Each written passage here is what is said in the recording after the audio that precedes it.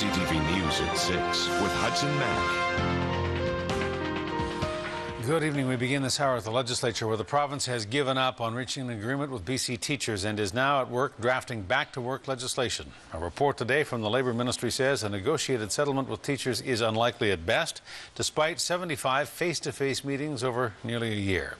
Teachers have been working to rule since school began in the fall. The Education Minister will not say when, but legislation is coming, and it could be soon. And some teachers say they're not going to have any part of it. Our legislature reporter Stephen Andrew has the story. If you don't have the skills. It's report card time, and both sides have flunked out. Any questions? BC teachers and the provincial government have failed negotiations. The Fact Finders report card says they don't play well together. I am satisfied now that for the days, weeks, and probably months ahead, a freely negotiated collective agreement is an impossibility. And Abbott is about to give the teachers a crash course in law, legislating a settlement with a bill that could come as early as next week. Vulnerable kids are getting hurt here, and it is the vulnerable kids that I am principally concerned about. The fund to try and improve learning conditions is only putting back a few pennies of what was taken out, so I don't think it's fair for George Abbott to say it's all about the kids. For more than a year, teachers have held firm, unwilling to accept the 3-year wage freeze the province has imposed on the public sector. They've been working to rule since the start of the school year in September. The last time the province used the heavy hand of legislation in the classroom was 2005, and it sparked a full-blown teachers' strike. Could it happen again? At least one group of teachers on Vancouver Island is putting the government on notice. If what's on the table and in the legislation is a further stripping of our collective agreement and our rights in the collective agreement without negotiation, we're going to have a strong reaction. But after the threat of legislation, the union has a more conciliatory tone. The government has a choice.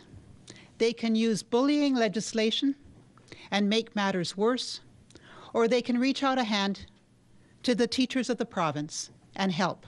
Abbott says he will take the weekend to consider appointing a mediator, but he is issuing a warning to teachers. If the TF is looking for someone to come along and cut the loaf in half and bridge between net zero and 2.06 billion, government will not do that. So far, it's been a failing grade in compromise.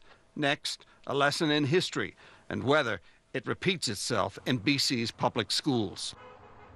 Well, we'll see if 2005 happens again. Stephen Andrew joins us now live outside the legislature. Stephen, if it was a foregone conclusion that there wasn't going to be a legislated end, and there certainly should have been signs of that in September, why didn't the government act sooner if that's what it was going to do? Well, the government says that there have been several court cases that show that they have to follow the teachers' rights and follow them in accordance with the Charter of Rights. That's why they've been taking their time. They say that's what they've been doing, although they do admit that they have been working on this return, or should we say the elimination of the job action legislation, to make sure that it was in place should they need to move forward. And of course, the way the teachers embarked on their job action was all that they could really do under the law at the time. And as we saw from Stephanie Sherlock at 5, there really hasn't been that much of an impact in many parents' eyes. No, certainly though, George Abbott said he's heard a couple of things. He's saying, those report cards not coming out are causing problems. He said he's been contacted by at least one parent who said that they didn't know where their child stood, and so he's saying he's moving forward on this because he thinks that there are vulnerable children in the province and he needs to deal with that. All right, Stephen Andrew reporting at the legislature. Stephen, thanks. You're welcome.